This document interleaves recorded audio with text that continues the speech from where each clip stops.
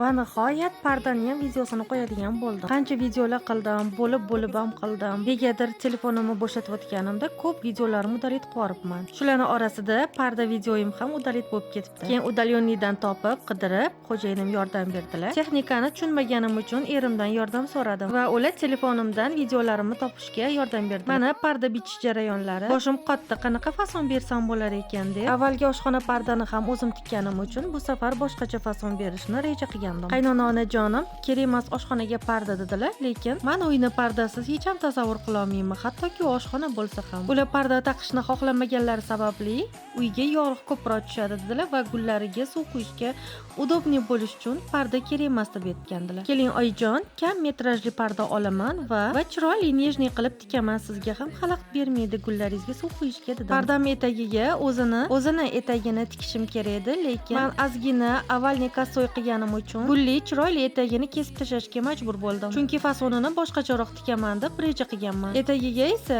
klientlarimni tikkan pardalaridan qolib ketgan lenta krujovani tikishga qaror qildim. Bu pardamni avvalni qilganim uchun etagini olib tashlab, oshxona eshik pardasiga tepasiga gul qilib ulavardim. Pirpirak fasonida tikvardim. Mana pardalarim dazmol qilib olib, oshxonaga ilishga ketdim. Videoyimga hamma videolar sig'madi. Shuning uchun tayyor holatini keyingi videoga qo'yaman. Chunki keyingi videoyimda shu parda uchun o'z qo'llarim bilan shu parda uchun krashinilar ham yasaganman.